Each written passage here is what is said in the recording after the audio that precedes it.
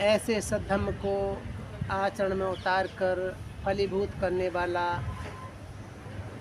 संसार के प्राणियों के लिए पुण्य का क्षेत्र भिक्षु संघ, इन तीनों रत्नों को वंदन करते हुए श्रद्धावान उपासक उपासिका बहनों, आज तक्षला महाविहार में समस्त श्रद्धा समिति की ओर से बड़े प्रसन्नतापूर्वक और श्रद्धापूर्वक भोजन दान किया। बनते लोगों को या भिक्षु संघ के उद्देश्य से भोजन दान रखा। भले अकेले रह गए हों, लेकिन बनते लोगों के अलावा या मेरे अलावा भी उपासक उपासिकाएँ जो भी आज आए, सभी के लिए भोजन बनाया और सभी लोगों ने श्रद्धा चित्त से खाया और अभी भी खा रहे हैं पीछे। और इनका उद्देश्य, कल पूर्णिमा थी तो पूर्णिमा को लोग यहाँ आए शाम को। जो हेल्पिंग ग्रुप ऑफ तक्षला का जो हेल्पिंग ग्रुप है, जो उसमें हर महीने लोग उपासक उपासिकाएँ दान देते हैं, उस ग्रुप में कुछ न कुछ बैंक में डालते हैं, कैश देते हैं आकर के पूरे महीने में, जिससे कि बिहार के खर्चे निकलते रहें। कुछ न कुछ ऐसा होता रहे, हर महीने फिक्स कुछ न कुछ कर रखा है जो देते हैं। कम से कम 100 रुपये, ज़्यादा जितना करना चाहे लोग करते हैं। तो ये श्रद्धा समिति के लोग उसमें भी सम्मिलित हुए। कल ही आ गए बाल बच्चों को लेकर के परिवार के साथ। शिव कुमार अब यही कर रहे थे, देखो शिव कुमार के दल खड़े हैं। शिव कुमार इनके साथ जाओ।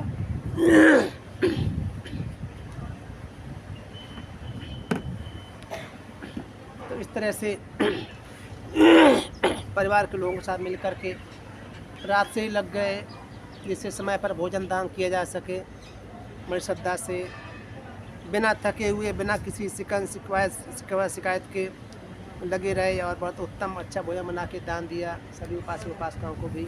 आज स्थापना दिवस है, समिति का स्थापना दिवस है आज। और आज ऐसा ही है इनका 13वां इनके समस्त श्रद्धा समिति जो इनकी संस्था है, उसका स्थापना दिवस भी है। आज 13 साल हो गए लगभग, है ना?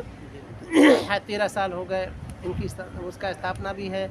और साथ साथ आज 26 जनवरी है।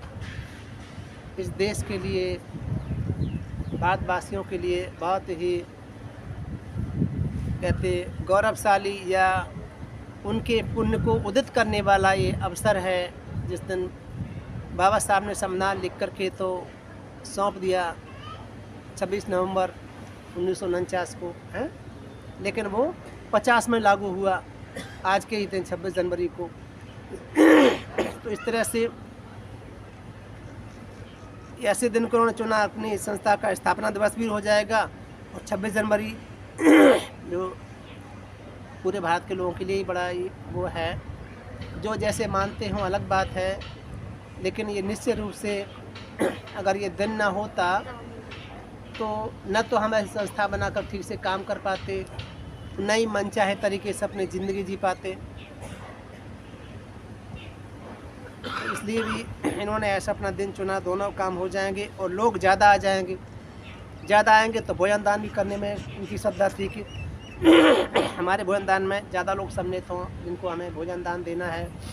मंत्री के अलावा उपासक उपासिकाओं को बहुत अच्छा है, करना ही चाहिए। हम लोग बार बार कहते हैं कि दान पुण्य का ऐसा फल होता है कि जब लोग कोई आपस में मिल कर के भोजन दान करते हैं या कोई करता है, उसमें औरों को सम्मिलित कर देता है और लोग सम्मिलित हो जाते हैं, तो सब कुशल बढ़ता ही चला जाता है।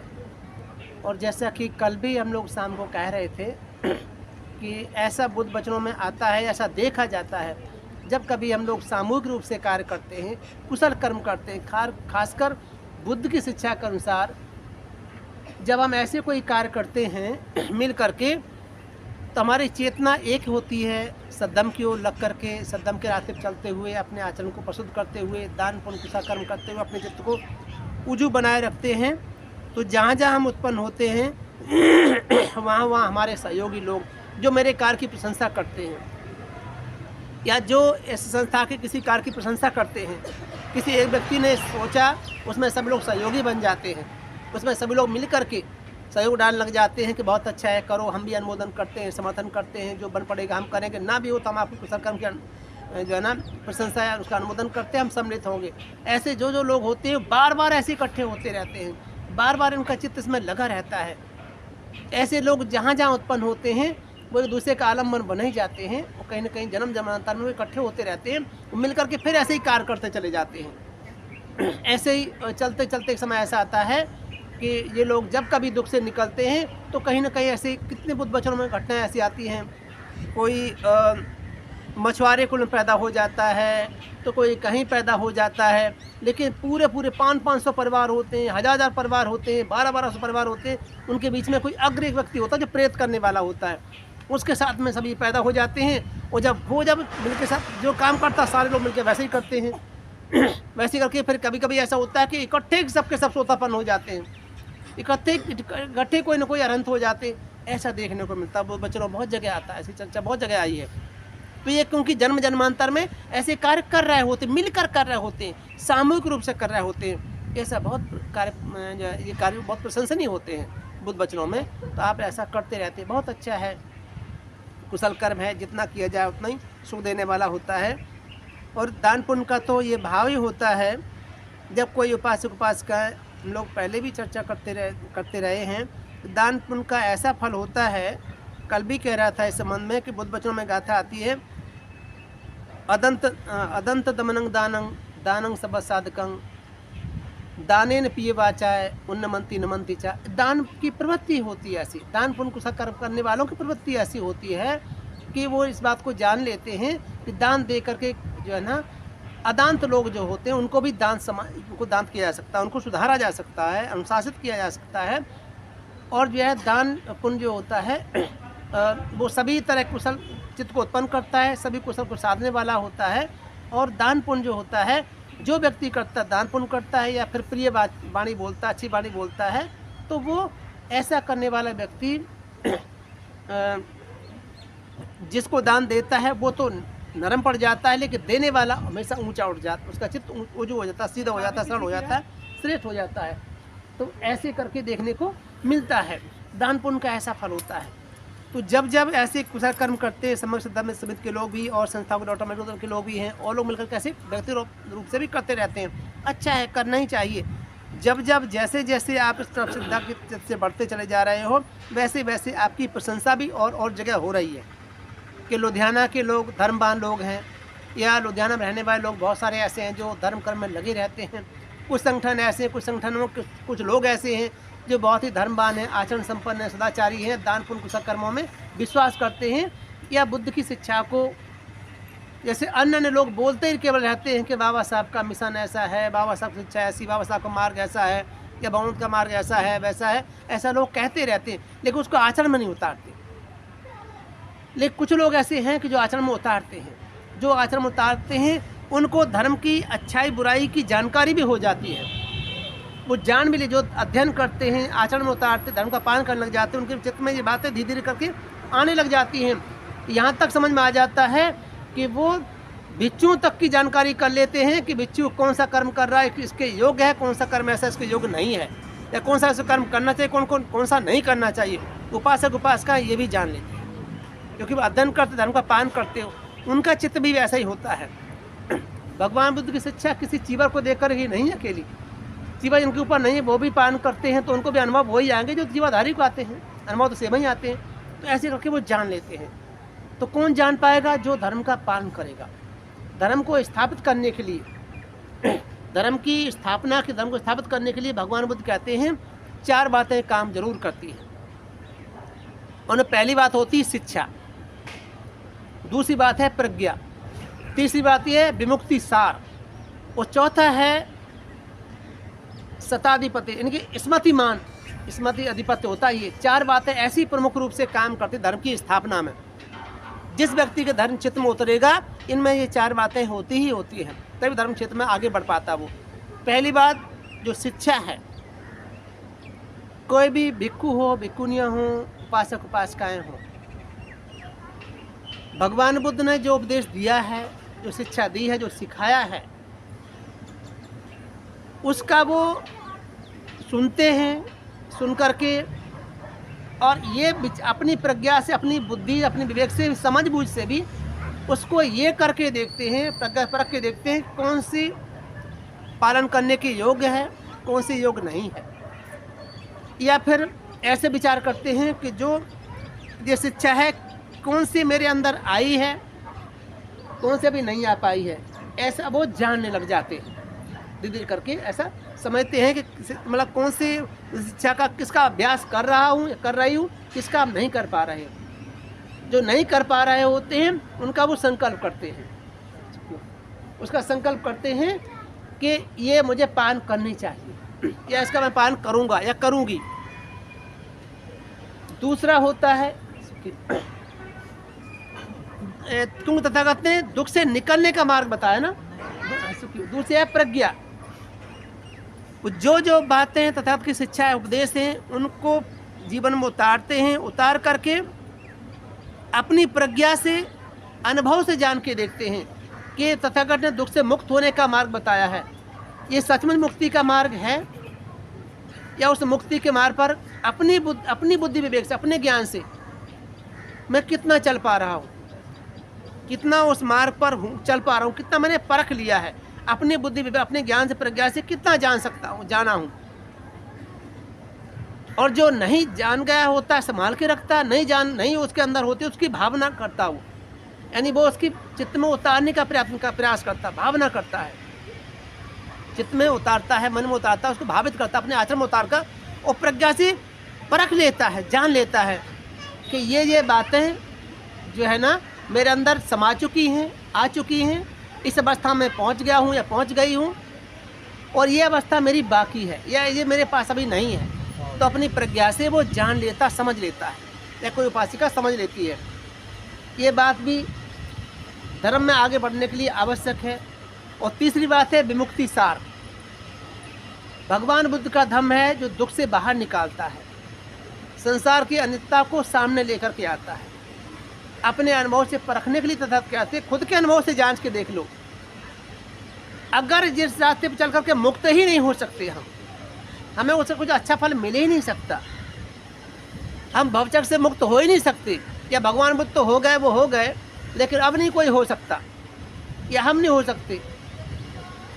ऐसा करके वो परख के देखते हैं कि भगवान बुद्ध की जो उपदेश है, उनके संदेश है, जो उनकी शिक्षा है, वो विमुक्त कराने के लिए है, दुख से मुक्त कराने के लिए है। तो मुक्त कराने के कितना, जब मैं अपनी प्रज्ञा से परख के देखूँ, जांच परख के देखूँ, अनुभव से परख के देखूँ कि किन किन बातों से मुक्त हो गया हूँ मैं और किन बातों से मुक्त होना मेरा बाकी है, संसार की अनित्यता के बारे में कितना जानता हूँ या संसार के दुख को कितना जानता हूँ, या संसार अनात्म है कि नहीं, इतना कितना जानता हूँ, या इन बंधनों से कोई व्यक्ति निकल कर बाहर मुक्त हो सकता है। यही बंधन है जो संसार चक्र में डाले रहते हैं। इनसे मुक्त होने पर चित्त की अवस्था क्या होती है, वो अनुभव से जान लेता है। ऐसी तथा कहते हैं। ऐसे चापे चलने का ये भी विमुक्ति सार, जो दुख से मुक्त कराने वाली है। संसार में कोई ऐसा रास्ता नहीं, किसी का ऐसा रास्ता नहीं दुख से मुक्त करा सके। कितने साधु सन्यासियों ने, कितने लोगों ने तपस्या की, कठोर तप किया, एक पैर पर खड़े होकर के उल्टे लटक करके बहुत कुछ किया, आग जलाकर बैठे रहे, भूखे नंगे बैठे रहे, बिना कपड़ों के बैठे रहे, ऐसे ही। लेकिन फिर भी या बैठे रहते हैं, अभी भी उसी में लगे हुए, आज भी समय समुद्र की शिक्षा है तो भी लोग ऐसे हरदमता में पड़े हुए अपने अपना काम करते रहते हैं, लगे हैं, लेकिन उनके पास मुक्ति का मार्ग नहीं, क्योंकि वो ऐसा समझते हैं मुक्त करना कराना हमारे बस की बात नहीं है। ये मुक्त करने वाला तो कोई और ही है जो हमें मुक्त कराएगा, या मुक्त कर जब चाहे तो मुक्त कर देगा, नहीं तो नहीं करेगा, उसके बस में है। उसको खुश करने के लिए प्रयास करते रहते हैं, उसको खुश करने के लिए बहुत कुछ करते रहते हैं, तमाम तरह के कर्मकांड भी करते रहते हैं। कोई होगा तो खुश हो जाएगा तो मुक्त कर देगा, या हम कहीं लीन हो जाएंगे किसी ऐसी वैसी शक्ति में, ऐसा करके लोग सोचते हैं। उनको मुक्त खुद के बल पर मुक्त होने का मार्ग उनके पास नहीं है। भगवान बुद्ध की शिक्षा में वो मार्ग है। इसलिए तथा विमुक्ति सार और तथा कहते हैं कि जो स्मृति पूर्वक जानता है, स्मृति को अधिपति बना करके, प्रमुख रख करके, स्मृति पूर्वक, होश पूर्वक, सजगता के साथ जानता है, जान लेता है कि शिक्षा जो है ना, जिसमें मैं पालन कर रहा हूँ, इतना इतना उतर गया है, स्मृति पूर्वक जान लेता है, ये बाकी है, इतना मैंने कर लिया है, इतना मेरा करना बाकी है, इसकी मैंने भावना कर ली, इसकी भावना मेरी बाकी है। या 4 सत्यों की जानता है, इसकी भावना मैंने कर ली। जैसे मान लो दुख को मैंने जान लिया है, ऐसे जान लेता है वो, और जो है ना, मैं दुख है इसको स्वीकार कर लिया है, दुख स्वीकार करना चाहिए। इस दुख को दूर करने के लिए भावना, दुख दूर करने के लिए वो उपाय निकालता है, सोचता, विचार करता है, और वो ऐसे दुख से वो भावना करते हुए निकल गया है, उसने दुख को तपस्या का साथ कर लिया है या करना बाकी है, ये वो ऐसे स्मृति पूर्वक जानता रहता है। ऐसा नहीं मूड नहीं हो जाता, मूड बुद्धि होकर के ऐसे मतलब कहते हैं, ऐसा हो करके कि पता ही नहीं कहाँ खड़े हैं, चल रहे कहाँ पहुँचे पता नहीं, कितने मुक्त हुए कितने नहीं हो पाए पता नहीं। जैसे बुद्ध के समय भी कितने लोग ऐसे होते थे।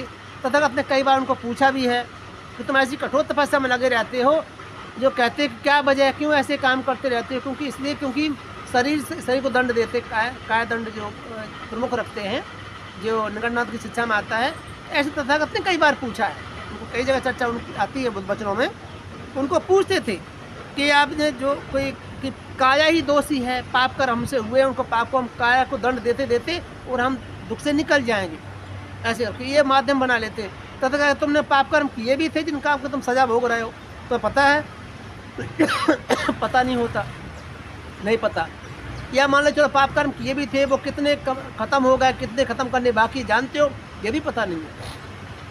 ऐसा ना हो कि सारे पाप कर्म खत्म हो गए तब भी तुम तपस्या करने में लगे, तभी तो अपने शरीर को कष्ट दे रहे हो, तपाने में लगे हो, कष्ट भोग रहे हो, ये भी पता नहीं है। और कुछ पता ही नहीं है, किया था कि नहीं किया था पहले हमने, है ना, या फिर किया था तो कितना खत्म हो गया है, कितना बाकी है, या कहीं पूरा ही खत्म हो गया तब भी हम लगे बिना आपको दुख देने में, हमें कुछ पता नहीं है। भगवान बुद्ध की शिक्षा ऐसे अंधविश्वास में नहीं चलती, अंधमानता में नहीं चलती, ऐसे अंधे होकर नहीं चलती, जिसमें पहले कहते पीछे वाला भी अंधा, आगे वाला भी अंधा, बीच का भी अंधा। तथा शिक्षा ऐसी नहीं है। वो स्मृति पूर्वक जानता है कि किस अवस्था में मैं हूँ। उपासक उपासना सब जानते हैं, जो जो धर्म का पालन करते हैं, कितने सीलों का पालन कर पा रहे हैं जान लेते हैं, इनसे कितना कुशल होता है वो जान लेते हैं। कहीं अकुशल होता है तो तुरंत सजग हो जाते हैं, वो जान लेते हैं कि मुझसे ये हो रहा है। अन्य लोग इस बात में विश्वास नहीं करते, वो जो कराता है हम तो हम कर देते, जब नहीं करा तो हम नहीं करते, ऐसा करके। लेकिन बुद्ध की शिक्षा में ऐसा नहीं होता। खुद जानता कि मैंने किस तरह से काम किया। भगवान तो हमेशा ही उनको रोकते रहे कि लोभ में आकर के, द्वेष में आकर के, मोह में आकर के, भय में आकर के कोई काम नहीं करना। संसार में जितने कर्म होते हैं, बुरे कर्म होते हैं, वो इनको लेके जरूर होते हैं। इनमें लोभ भी सम्मिलित होता है, द्वेष भी सम्मिलित होता है, मोह भी सम्मिलित होता है, और क्या कहते हैं आपका ये भय भी सम्मिलित रहता ही रहता है। कहीं ना कहीं ऐसे कर लेते हैं। तो ऐसे करके लोभ द्वेष मोह के बस में होकर ही सारे अकुशल कर्म किए जाते हैं।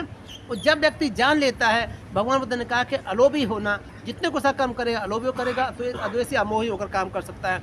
तो अपने चित्त को कुशल कर्मों में स्थापित करना चाहता है, चित्त को प्रशुद्ध विशुद्ध करना चाहता है। जाना ये लो,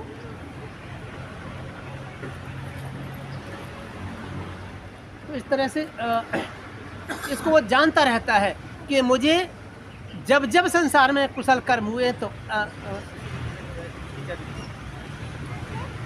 उससे बाहर लगा लो, वही रखी मेरे बेड पड़ा ना, जहाँ बैठते हैं जाते हैं ना, सामने पड़ा, उसी पड़ी छोटी चादर बिछाई सामने बैठता हूँ जहाँ। तो इस तरह से जितने कुशल कर्म किए जाते हैं वो जानता है, अलोभ से, अद्वेष से, अमोह से। यही बंधन है। इन्हीं बंधनों को वो तोड़ता हुआ अपने चित्त की जांच करता रहता, परखता रहता है। कुछ भी ऐसा नहीं होता कि वो उसको न जानता हो, स्मृति पूर्वक जानता है कि किस अवस्था में हूँ। और जो भी धर्म का पालन करते सदाचारी हैं, इस बार रास्ते चलते हैं, उनका चित्त खुद जान लेता है कि दान पुण्य करते कुशल कर्म तो मेरा चित्त की अवस्था क्या होती है, मैं चित्त कैसा होता है, कैसा नहीं होता है। वो जो नहीं करते हैं, कभी बुरे बुरे काम में लग जाते हैं, तो वो जानते हैं कि मेरा कर्म बुरे कर्म में लगा हुआ, मेरा चित्त कैसा है, वह कैसे कर रहा है। क्या मतलब कि क्या कोई मुझे कहने आएगा या कोई तथागत आएंगे मुझे बताएंगे कि तुम ये गलत काम कर रहे हो? अपने मन को सतर्क रखना ना, अपना मन ही सचेत रहता है, अपना मन में हमें रोकता है। जितना जितना हम अपने चित्त को परिशुद्ध निर्मल करते चले जाते हैं, सदाचारी बनते चले जाते हैं, उतना उतना हमारा चित्त हमें बुरे कर्मों से रोकने लग जाता है। उतना उतना आपकी वाणी संयत होती चली जाती है। आप प्रयत्न करने लग जाते हो कि मुझे संयत वाणी बोलना चाहिए, और जब इन बातों पर ध्यान नहीं देते, कर्म के फल पर ध्यान नहीं देते कि मेरे कर्म का फल मेरे सामने आएगा ही आएगा, इस बात को नहीं जानते, होश नहीं रहता, तो वे उल्टे पुल्टे काम कर बैठते हैं, मर्यादा खो बैठते हैं। जो हमें एक मर्यादा होती ना, एक मेड़ को मर्यादा कहते हैं ना, अगर मर्यादा ना हो तो कोई दूसरे के एरिया में चला जाता ना, खेत में इधर उधर हो जाएगा, कहीं भी हो जाएगा, मर्यादा बना के रखते हैं ना ऐसे, तो मर्यादा भी भंग कर बैठते हैं, नहीं जानते, जब स्मृति नहीं, होश नहीं रहता तो। इसलिए तथागत की जो है ना शिक्षा ऐसी है, इस पर जब भी कोई चलता है स्मृति को प्रमुख रखेगा तो वो जानता रहेगा मेरी अवस्था क्या है, मुझे कितना करना बाकी है, कितना मैंने कर लिया है, कितना संयम कर लिया, कितना संयम मेरा बाकी है, मुझे और करना है, कितना संयम करते हम दुख से निकल सकते हैं, और कितना संयम कितना कर लिया उसको आगे बढ़ाना, संचित रखना, बचाए रखना, और जो नहीं कर पाए उसको मुझे करना है, अपने आप जानने लग जाता धीरे करके। भगवान बुद्ध की शिक्षा ऐसी नहीं है कि कोई हमारी परखी दूसरी लगाएगा, परखने वाला कोई दूसरा होगा कि तुम कहाँ पहुँचे हो, कैसे पहुँचे हो, ऐसा नहीं है।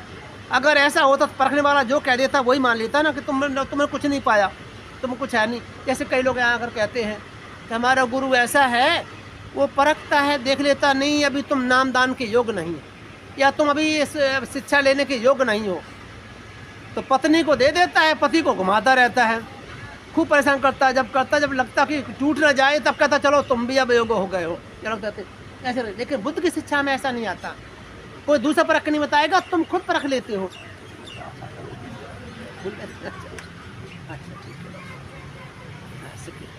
तो इस तरह से मतलब वो जान लेता है, समझ लेता है। तो ऐसे करके अपने आप को खुद परख के देखना है, खुद परख के देखना होता है, और हर व्यक्ति जान सकता है, अपनी परख कर सकता है कि मेरी अवस्था क्या है, मैं बुद्ध के शासन को कितना मजबूत कर रहा हूँ, या बुद्ध के शासन मेरी अवस्था क्या है, मैं किधर जाऊँगा। धीरे धीरे करके मन में बात आने लग जाती है, अपने बारे में बताने लग जाते लोग कि हमारा चित्त किधर अधिक रमण करता, किधर अधिक जाता है, ये समझ सकता है कोई व्यक्ति जान सकता है। तो ऐसे करके हम जो धर्मवान बनते चले जा रहे हैं, जो धर्म का पालन करते हैं, जो शिक्षा को अपना के चल रहे हैं, निश्चित रूप से उनको चलते चलते एक अवस्था ऐसी प्राप्त कर ही लेनी होती है, कर ही लेते हैं कि वो कह लेते हैं कि मेरी अब ऐसी अवस्था नहीं कि मैं मतलब औरों जैसा जीवन मेरा नहीं रह गया है, उससे धीरे धीरे करके हम निकल आए हैं। करते करते अवस्था ऐसी आ जाती है, तो करना ही चाहिए, हम सबको करना ही, प्रयास करना ही पड़ेगा, सभी लोगों को करना पड़ेगा। तो जो करते चले आते हैं, चले जा रहे हैं, आगे बढ़ते चले जाएंगे, तो ये कुशल कर्म है, ये करने ही पड़ेंगे। ये चित्त को नम्र करने के लिए, चित्त को ऊंचा उठाने के लिए, धर्म का आचरण करने के लिए आवश्यक है कि आप दान पुण्य करो, शील का पालन करो, कुशल कर्म करो, सदाचारी बनो, मिल करके, और प्रयत्न धीरे हम ऐसे करने लग जाएं कि जैसे मतलब प्रैक्टिकल लाइफ में हमारे आ जाए धीरे धीरे करके। जैसे लोग तमाम तरह के हैं, अभी एक उपासक बैठा है, यहाँ बैठे थे लोग जो समाज को हित कल्याण चाहने की बात कुछ पता नहीं क्या पूछ बैठे थे, बात चल रही थी कि जैसे देश जो है ना ऐसे तरक्की करे, समाज आगे बढ़े, समाज का उत्थान हो, कुछ भी ऐसे पता नहीं क्या कुछ बात चली थी। हाँ, तो मैंने उनको बोल दिया कि समाज का काम करना चाहते हो, मिशन को आगे बढ़ाने वाली बात करना चाहते हो, तो अपने बेटा दिया आपने, कितने बेटे के? 3 बेटे हैं मेरे, एक बेटा बच्चू बना दो, तो नहीं बनाएंगे। समाज का उत्थान वैसे ही हो जाए, समाज तरक्की वैसे ही हो जाए, हम देंगे कुछ नहीं, ऐसे नहीं। तो ऐसे करके ऐसे नहीं, जब धर्म उतरता है, जिसके मन में उतरा, जिसके तथागत की शिक्षा जिसके आचरण में उतरती चली गई, वो त्याग ही करने लग जाता है। वो जानता है ये शासन जितना लंबा चलेगा उतना ही सुख मिलेगा समाज को, लोगों को जितना अधिक दीर्घायु होगा उतना ही सुख मिलेगा, लंबे समय तक सुख स्थापित होगा। तो ऐसे करते करते क्या करते हैं लोग, अपनी संतान पहले समझा ना, सभी देशों में परंपरा है कि अपने ज्येष्ठ पुत्र को वो धर्म को लिए दान कर देते हैं कि धर्म आगे बढ़ाने वाला काम करेगा ये, क्योंकि उनके आचरण में उतरा होता है कि ये मुझे जो सुख मैं नहीं निकल पा रहा हूँ या मैं नहीं निकल पा रही हूँ, मेरा बेटा ही निकल जाए, मेरी बेटी ही निकल जाए। ऐसे करते करते समझ लेना समाज में धर्म स्थापित होने लगा है। जब प्रसन्नतापूर्वक होड़ लग जाए कि मेरा बच्चा भी जाए इस मार्ग पर, मेरा बच्चा भी जाए और ये दुख से निकल जाए। मैं नहीं निकल पा रहा हूँ, नहीं निकल पाई तो कोई बात नहीं, लेकिन मेरा बच्चा ही निकल जाए, मेरी बेटी कोई निकल जाए, मेरा बेटा निकल जाए। जब जब ये बात मन में आने लग जाए, उत्पन्न होने लग जाए, नहीं दे पा रहा तो कोई बात नहीं, लेकिन समझ लेना ये व्यक्ति धर्म के रास्ते बहुत आगे जाने वाला है। इसने धर्म को जानने लगा है, समझने लगा है। किन्हीं परिस्थितियों बस खुद नहीं निकल पा रहा, नहीं निकल पा, लेकिन निकलने के जो सोचता है कोई तो निकले इसमें से, कोई तो निकले शासन को मजबूत करने, कोई तो स्थापित करने के लिए निकले। ये समझ लेना कि मार्ग पर चलने वाला है, ये आगे बढ़ जाएगा, बढ़ेगा बढ़ेगा निश्चित रूप से। लेकिन ऐसा अभी समाज में नहीं हो पा रहा। ऐसा पंजाब में तो मुझे 70 साल से ज़्यादा हो गया, 70 साल से ज़्यादा समय हो गया, मैं देख रहा हूँ कोई नहीं निकलना चाहता। उस दिन कह रहा है बनते जी हमारे बिहार कौन देखे करेगा, तो वह मैंने कह दिया, हद कर दिया, क्या बिहार देख रहे कौन करेगा, तुम जब बनते मरते हैं तुम अपने क्यों, मैं किसी का बेटा नहीं हूँ क्या, मैं किसी के संतान नहीं हूँ, मेरे भाई बहन नहीं है क्या, हमने कहा तुम क्यों नहीं निकल के आते हो। तो सब ऐसे देखते ये क्यों कह दिया, उनका ऐसा क्यों कह देते हैं। देखो हद कर दी। अब बिहार खाली पड़े, सारे बिहार खाली पड़े। 3 बिहार खुले थे, एक ये खुलता है, एक चंदकी तरखा में आ रहे चंदकी बैठे रहते हैं, एक तरवन में मनते थे, संगप्री सीतापुर के थे वैसे वो रहते थे, अब वो मर गए, खत्म हो गया। वो कह रहा मनते कोई किसी को दे के जाओ, कहाँ से किसी को दे के जाए, कहाँ से लेकर के आए, किसको लेकर के आए। तो ये चीज़ें अब निकालना पड़ेगा लोगों को, तो निकालना पड़ेगा लोगों को, कोई ना कोई ऐसे करना पड़ेगा। इस करने की तैयारी नहीं, ऐसी भावना लोगों की नहीं, तो आप क्या करोगे आप। इसलिए हम कहते हैं कि धर्म का पालन करना जितना जितना करना शुरू कर देता है व्यक्ति, जितना सचमुच बाबा साहब का मिशन जिसकी बात करते हैं उतरने लग जाता है, उतना उतना त्याग बढ़ने लग जाता है। त्याग करना शुरू कर, कुछ कर्मों में रमण करेगा, कुछ कर्म रत रहेगा, लगा रहेगा।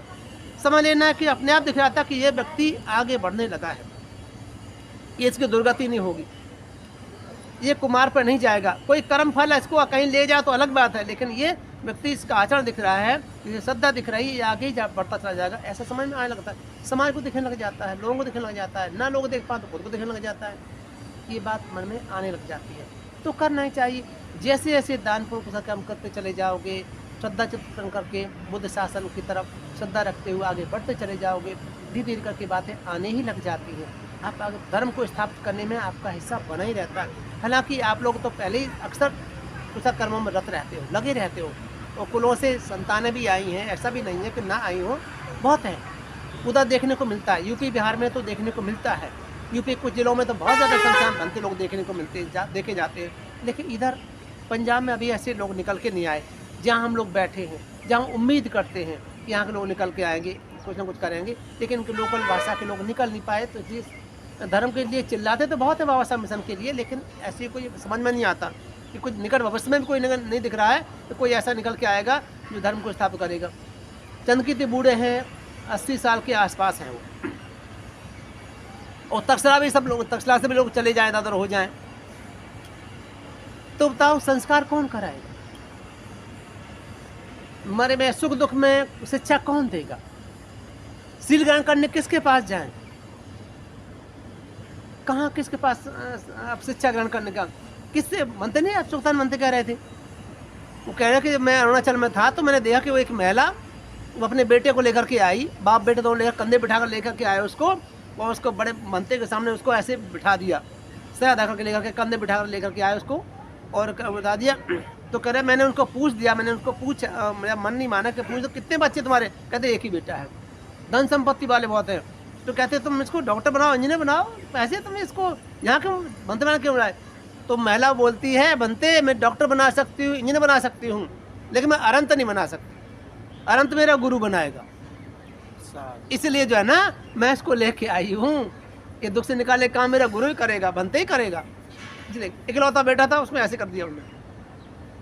धर्म उतरा है ना तभी तो जानते हैं कि मैं तो फंसी हूँ, कोई बात नहीं, पति की सेवा करनी, सारू देख रहे करनी मुझे, लेकिन मेरा बेटा निकल जाए दुख से निकल तो अच्छा है, बिच्छू बनेगा तो कुछ तो अच्छे कर्म करेगा ही, समाज और जो उल्टा पुल्टा हो रहा है ऐसे तो बचेगा ही, इसको तो कितना ही करेगा, गड़बड़ करेगा तो भी छुप छुप ही करेगा ना, इतने पाप कर्म भरण करने का जितना कर सकता है। हो सकता है गुरु का अनुशासन ठीक से रहा तो ऐसा भी नहीं करेगा, तो पता नहीं दुख से निकल जाए।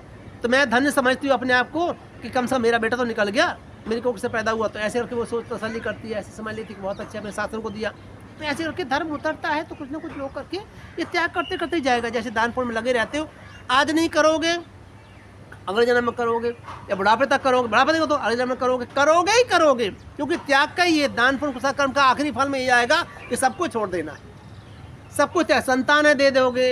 ये मार्ग ही ऐसा है जिस पर चलते रहे हो आप। आज नहीं अभी नहीं तो भले ही 50 जन्म के बाद सही, 100 जन्म के बाद सही, लेकिन करोगे यही। संतानें क्या सब कुछ दे दोगे, हृदय का मांस भी निकाल के दे सकोगे। तो देने की प्रवृत्ति ऐसी बढ़ जाती है, आगे बढ़ते बढ़ते सब कुछ त्याग दोगे।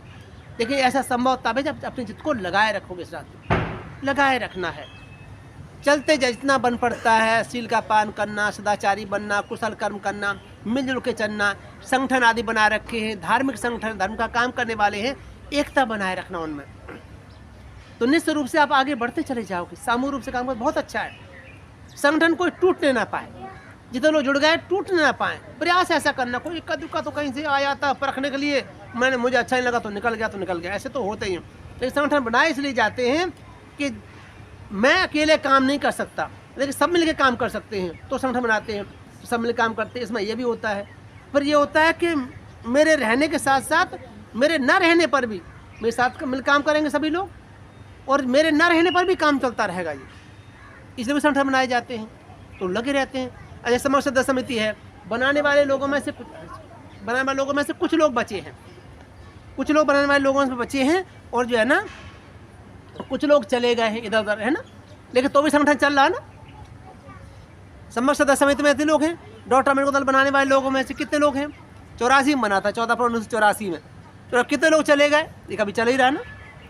अगर ये एक व्यक्ति तक सीमित होता, एक व्यक्ति खूब बाबा साहब चिल्लाता, संगठन न बनाता, तो खत्म हो गया होता। वो आदमी खत्म तो सब खत्म हो जाता।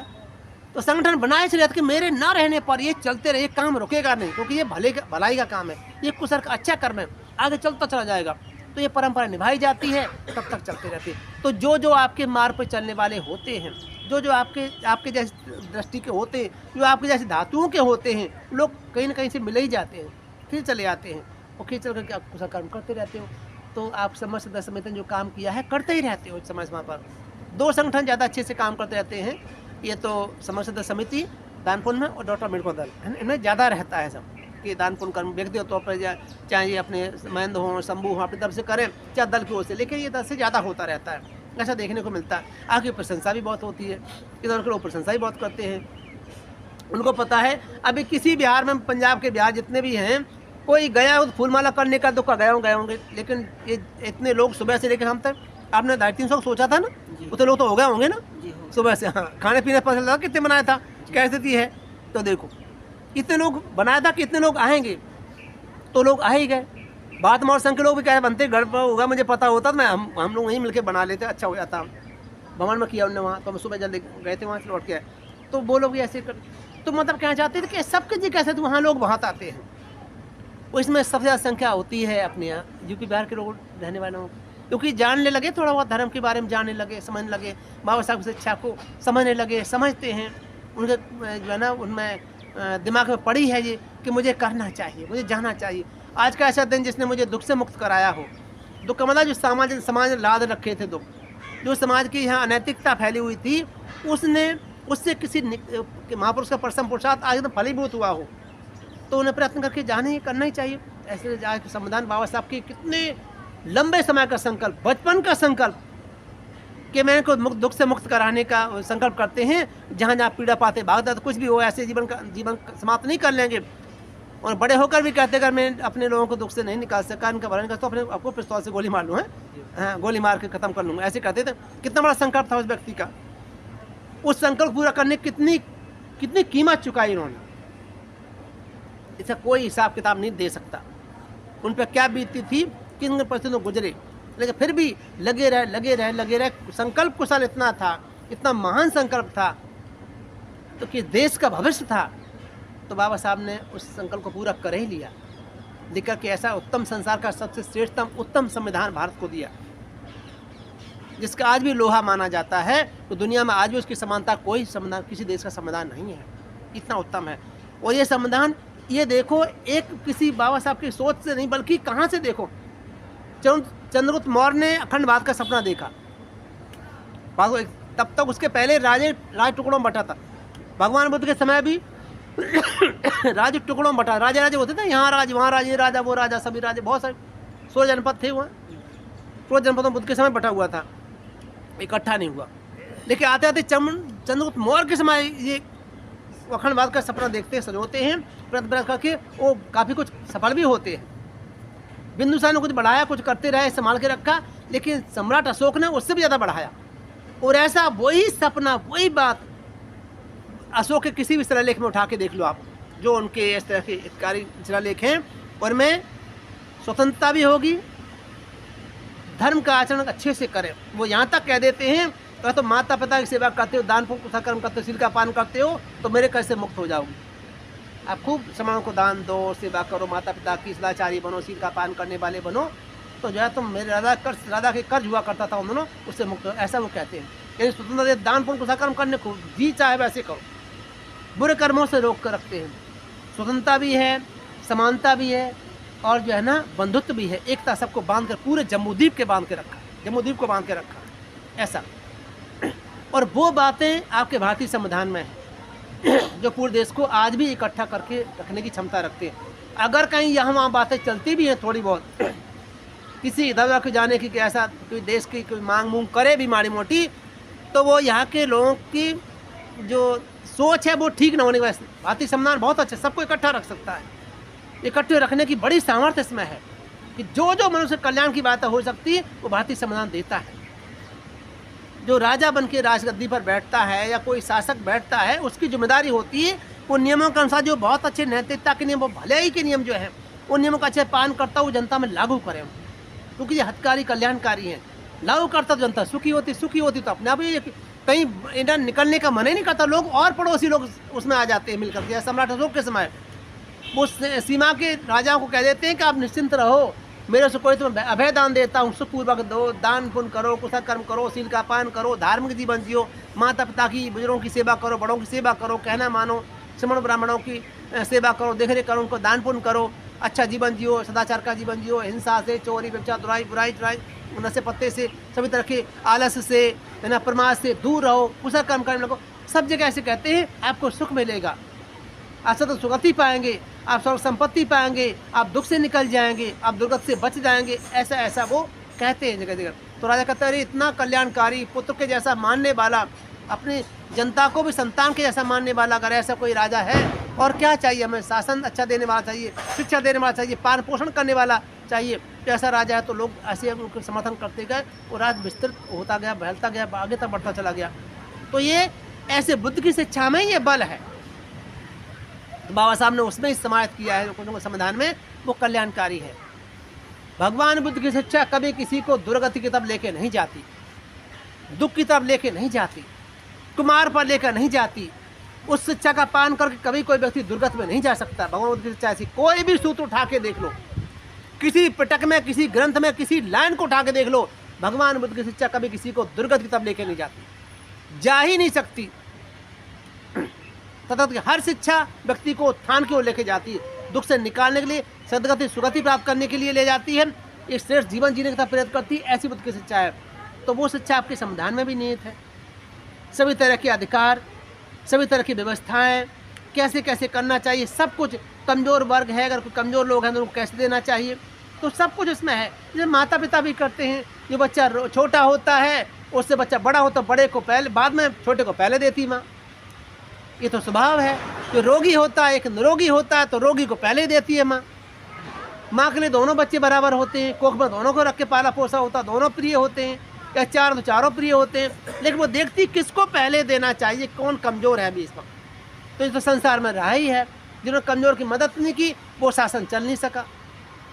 कमज़ोर दुखियारे की मदद का आरक्षण देना ही पड़ता है, उसके लिए व्यवस्था करनी ही पड़ती है। भारतीय संविधान भी करता है कि दुखियारे अपना दुख का अंत कर सके, दुखियारे सुख वाले काम करने लग जाएं, या सुखी जीवन जीने लग जाएं, या दुख उस लेवल से, उस स्तर से ऊपर निकल जाएं, उठ जाएं, उसे लाइन से, लकीर से ऊपर निकल जाएं, जो दत्तक जीवन ना जिए। कोई बच्चा रोगी है, माता पिता इसलिए उसकी इलाज करके देख रेख करते, बच्चा निरोगी हो जाए, इसलिए अब साथ देते ना उसको। जब निरोगी हो जाए तो फिर दवाई थोड़ी पिलाती रहती है उसको, फिर पिलाने की क्या ज़रूरत है। जब बच्चा निरोगी ही हो गया हट्टा कट्टा ठीक ठाक हो गया तो माँ क्यों दवाई खिलाएगी उसको, बाप क्यों दवाई खिलाएगा, क्या जरूरत है दवाई खाने की। उसको अवसर दिया ठीक होने के लिए, उसका उपचार किया पूरा, उसको औषधि दी, खाने को क्या देना चाहिए वो दिया उसको, जिससे कि उसका रोग जल्दी दूर हो जाए, वो सबको व्यवस्था पूरी दे दी, बच्चा निरोगी जल्दी हो गया। अब उसको दवाई की जरूरत नहीं, वो तो माँ को और खिलाने लग जाता, फिर तो माँ की बाप की सेवा करने लग जाता, सब कुछ करता है उनको। रोगी निरोगी किसी अवस्था माँ बाप की सेवा करता है, पुण्य मिलता है। ऐसे ही समाज को अवसर मिल जाए, जो कुछ ऐसे तबके हैं या जो लोग अभी काम धंधे इनके पास नहीं हैं, गरीब हैं, गरीबी रेखा से भी नीचे हैं, कुछ ऐसे जीवन जी रहे हैं, इनको उचित अवसर दिए जाए जिससे इनको ये अपने उत्थान कर सकें, उनको पूरा व्यवस्था दे दी जाए, जो भारतीय संविधान कहता है, जो राजा करता है, सभी करते हैं। ऐसे करके तो तरक्की कर लेंगे, उनकी फिर हेल्प करने की जरूरत नहीं, फिर तो खुद ही लोग मदद करने लग जाएंगे। जब सभी लोग फैक्ट्री लगाएं फिर क्या जरूरत है वहाँ आचरण लेने जाए, किसी से क्या लेने आचरण, क्या जरूरत है उनको। जो फैक्ट्री लगा ली अपने, उसने अच्छी अच्छी नौकरी करने लगा, व्यापार बिजनेस खेती बाड़ी सब कुछ चल पड़ा, तो क्यों व्यक्ति लेने जाएगा उनके किसी के पास, वो खुद देने वाला बन जाता है। देखिए लेने वाले को लेने वाला ही बनाए रखना, गरीब गरीब ही बना है, रोगी रोगी बना रहे, निरोगी ना होने पाए, उसको उतने भोजन देना, जो उतने औषधि देना, या औषधि देना ही नहीं, तो फिर ऐसी माँ भली माँ कैसे हो सकती है, ऐसा पिता भला पिता कैसे हो सकता है। तो भारतीय संविधान तो आपका ऐसा है कि एकदम सबका उत्थान, सबको उठाने वाला है। जो आगे पहले से हैं वो भी आगे रहेंगे, लेकिन जो आगे नहीं है वो भी आगे आ जाएंगे, बराबर आ जाएंगे। संविधान आपको ऐसी व्यवस्था देता है सब कुछ, लेकिन लागू करे, लागू कौन करेगा, जो इस भावना से प्रेरित होगा तभी तो करेगा ना। कौन माँ इसको जानती वही तो देगी ना, मेरा बच्चा रोगी है और मुझे, मेरी माँ हूँ, मैं अच्छी माँ हूँ, एक श्रेष्ठ माँ हूँ, समाज में इज्जत मिले मुझे, लोग कह के संतान पैदा की है तो ये देख रेख भी अच्छे से करती है, या बाप है अच्छे से करता है, तो श्रेष्ठ पिता श्रेष्ठ माता बन के रहे, इज्जत सम्मान पाने वाले, तो माँ को निरोगी बनाने का प्रयास करेगी ना। निंदा से डरती है, यहाँ लोग निंदा से नहीं डरते, क्या निंदा करेंगे, सब करते रहे, हम तो इनको शोषण करते रहेंगे, इनको दुखियाए रहेंगे, उनको भ्रमित करके रखेंगे, दुखी रखेंगे, तो ऐसे लोग करते तो क्या करोगे। ऐसा कोई करेगा तो देश उत्थान थोड़ी कर सकता, तरक्की नहीं कर सकता। जब जिस तरह से जो धर्म को जानता है, बनते बाबा ने कहते हैं जानने वाले श्रेष्ठ होता ना, इस बात को जानता है, अगर उसका अवसर मिल जाए तो इम्प्लीमेंट में करेगा नहीं करेगा, वो करेगा, इम्प्लीमेंट करेगा तुरंत। वो जानता है कि अच्छा है ये बुरा है तो तुरंत अच्छा स्थापित करेगा, लेकिन वहाँ अच्छे जैसे जानने वाले पहुँचे नहीं पाते, तो क्या करोगे। अब जानने वाले कैसे पहुँचे, इसको पहुँचने के लिए जो मार्ग है उस पर चलते नहीं लोग, वहाँ इकट्ठे नहीं होते, उन बातों को मानते नहीं, तो बैठ जाते एकदम से, पता नहीं क्या करने लग जाते हैं। जो बड़े बड़े नारा लगाने वाले हैं, बाबा साहब मिशन की बात भी करते हैं, मैंने उनको भी देख लिया बीच में, अभी जो कुछ लगाते हुए, कुछ ऐसे वैसे करते हुए, बात को जब बीच में अभी 2-4 दिन पहले जो है ना, बहुत कुछ हुआ है ये वो करके, तो क्या करोगे। दिखाने के लिए कर लेते लोग ऐसा, लोग मेरे बारे में ऐसा जाने, मैं ऐसा जाने, मैं ऐसा माने, ऐसे लोग भी हैं, तो क्या करोगे। देखो ये ऐसे उत्थान का रास्ता नहीं है, तरक्की नहीं हो सकती। इसलिए कहते हैं बुद्धिमान लोगों को, ज्ञानियों को आगे आना चाहिए, उनको काम करना चाहिए, समझ बूझ विकसित करनी चाहिए, अपने संगठनों को और बढ़ाते चला जाना चाहिए। अपने कहते जितना तब विस्तार होता जाएगा, जितना तब विस्तार होता जाएगा, आपका फैलते फैलते फैल दूर तक फैल जाते हो, बहुत से लोग आपके संपर्क में आ जाते हैं, बहुत से लोग पकड़ में आ जाते हैं तो आप उनको अनुशासित कर सकते हैं, आप में वो क्षमता है, आपने उसको अनुभव करके देखा। तो कुछ लोग ऐसे हैं जो कर सकते हैं, तो उनको करने के लिए यही है कि जोड़ते रहो उन्हें, संगठनों से जोड़ते रहो, टूटे नहीं। अपनी इकाइयाँ, अपने संगठन को बढ़ाते चले जाओ, जहाँ जैसे मिलता बढ़ाते चले जाओ, जोड़ते रहो लोगों को। दीदी का छट जाते हैं, आ जाएंगे तो भ्रमित नहीं होंगे, जितने लोग बच जाएंगे उतने ही बच जाए। कभी कभी ये बात बहुत बढ़ जाती है, लगती छोटी है लेकिन ये बढ़ते बढ़ते बढ़ जाती है आगे। अब कार्यों की प्रशंसा करने वाले लोग संसार में हैं, आप कैसे करते चले जाएंगे तो निश्चित रूप से कुछ ना कुछ लाभ मिलेगा। आज का दिन भी जो सपना देखा था कि भारत ऐसा होगा, बात लोग दुख दूर हो जाएंगे, बाबा साहब ने कुछ आया 10 साल तक के लिए किए थे कि 10 साल में सब इससे समाज का दुख इतना सारा दूर हो जाएगा। 10 साल के बाद आज तो कितने साल हो गए, संविधान को लागू 1950 में हुआ तो ये तो 74 साल 74-75 साल हो गए हैं, 75 हो गए ना, हाँ 74-75 साल हो गए। आज 75वां ये हो गया, तो बताओ क्या करोगे इतना समय को। कोई देखता इतना, जिसने संविधान बना करके इतनी दूरदर्शिता रही हो, इतना समझबूझ रही हो, वो व्यक्ति 10 साल नहीं देता।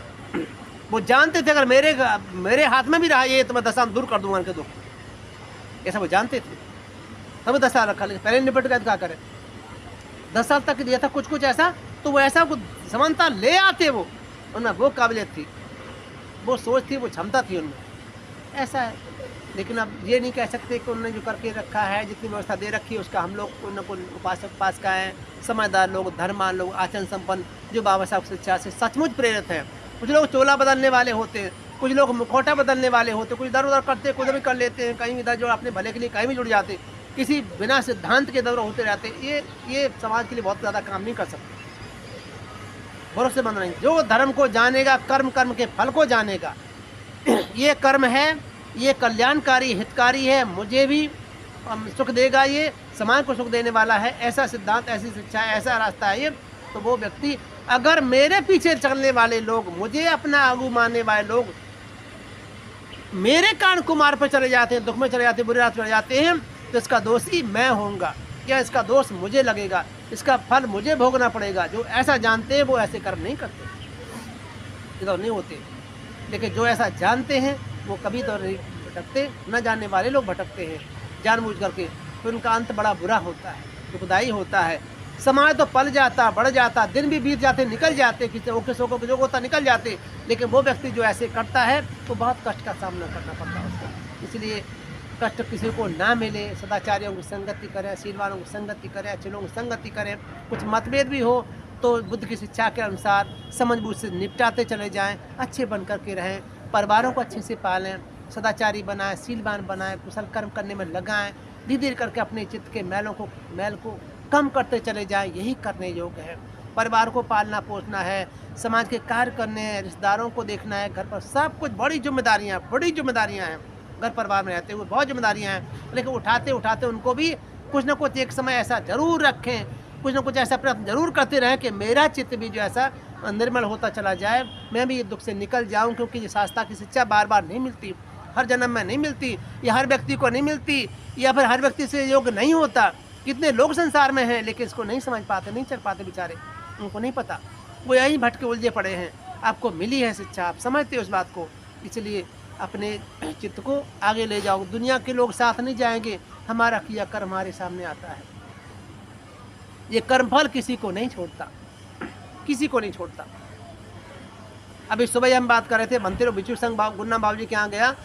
कर्मफल कोई ऐसा होता है ना, बाबू जी गुरनाम जिन्होंने ये बिहार उनके हाथों बना, अनुभव बिहार उनके हाथों बना, उन्होंने खुद की ज़मीन दान करके उसमें तरखा में जहाँ चंदखिरी बनते रहते तो बिहार बनवाया रिश्ता लेकर के, उन्हें कोई कर्म का विपाक ऐसा आया, इतना अच्छा कर्म कर इसका फल मिलेगा उनको, ऐसा कर्म का विपाक आया कि एक्सीडेंट उनका हुआ तो आज के अभी जिंदा तो हैं ठीक है, पर कुछ भी बोलते रहते हैं।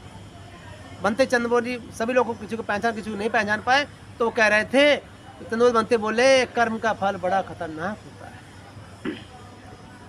देखो प्रज्ञाबोधी एक पैसे का हिसाब करके व्यक्ति भेजता था मेरे पास, हर महीने पैसे का फोटो कॉपी कराना, रजिस्टर किया, ऐसे बंदे को पोस्ट कर देना इंग्लैंड में, ऐसे इतना खर्चा, इतना आया था, इतना गया, इतना मेरे कैश मेरे हाथ में, इतना बैंक में है, ऐसे यहाँ ऐसे पूरा करने वाला। आज व्यक्ति को यही पता नहीं कि क्या हुआ तो कैसे हुआ, कुछ भी पता नहीं। कर्म विपाक ऐसे होता है किसी साथ भी, कोई जगह ऐसा करते हैं ना, तो कर्म का फल किसी को छोड़ता नहीं है। इसलिए कर्म अच्छे करते रहो जहाँ तक बन पड़े, लेकिन तभी उनको बचे हुए हैं, ठीक हैं, बैठे हैं, नहीं तो पता नहीं ऐसे विचित्र पागल लोग किधर निकल जाते, कहाँ यहाँ वहाँ निकल जाते, लेकिन इतने नहीं हैं वो। 90% तो ठीक है, 10% है जो उनको ऐसे करके रखता है। तो इस तरह समाज में देखने को मिलता है कि कर्म के फल हैं, तो इसलिए हम अच्छे बन के रहें, सदाचारी बन के रहें, सीधा बन के कुशल कर्म करते रहना है, लगे रहना, रत रहना, इसमें सुख जरूर मिलेगा, व्यर्थ नहीं जा सकता कभी भी। कुशल कर्म आपका कभी व्यर्थ नहीं जा सकता, ये नष्ट नहीं होता। ये तो आप लोग तो करते ही ऐसे दान पुण्य करके बोल कर करते हो, कल से ही लगे पड़े हो, बोल करते हो कि निब्बान बच्चे होते, निब्बान का हेतु बने, निब्बान का हेतु करके आप दान पुण्य करते हो, निब्बान का हेतु करके कोई कुशल कर्म करते हो, कितनी बार करते हो, कुछ भी आपका चित्त की चेतना ऐसी रहती है, नम्रता के साथ में रहती है, जरूर तुम्हें इसका फल मिलेगा ही मिलेगा, सदस्वत का लाभ मिलेगा ही मिलेगा। ये आपके निब्बान का हेतु बनेगा, आपकी चित्त की चेतना ऐसी है। तो मंगल कामना है, अनुमोदन करते हैं आपको सकर्म का कि बुद्धम संकेत, इससे आप सभी लोग सुखी हों, सभी आती बंधु सम्मिलित हुए हैं वो भी सुखी रहें, और जो आकर के गए हैं आपके भोजन को उपयोग करके गए हैं उनको भी पुण्य मिले कि आपके पुण्य को बढ़ाने में उन्होंने सहयोग किया है, और सभी आती बंधु जो बिछड़ गए हैं उनको भी पुण्य मिले, अनुमोदन करें। जो अभी हैं उनको भी जो सम्मिलित है नहीं है तो भी सभी आति बंधुओं को दूर दराज कहीं इधर उधर रहते हों सबको पुण्य मिले, सभी सबका अनुमोदन करें। कैसे कुशल कर्म करने वाले समाज में कम होते हैं, जिन्होंने किया है उनका समर्थन अनुमोदन करें। उनको अनुमोदन करने के जो इकट्ठे हुए हैं वो लोग भी पुण्यवान हैं, उनको भी पुण्य मिले, उनको भी सुख मिले, ऐसे सभी सबका अनुमोदन करें। और ये सभी तरह के दुख भैरों को छुटकारा पाते हुए आपके लिए अंतिम रत्नबान का हेतु बने, ये मंगल कामना है। इन्हीं मंगल कामनाओं के साथ भवतु सब मंगलं रक्षन्तु सब देवता सब बुद्धानु सब धम्मानु सब संघानुभावेन सदा सोत्रि भवन्तु ते सुखी अनुग्रह होगा निपान पचया हो तो सभी ही आपकी अपनों से मतलब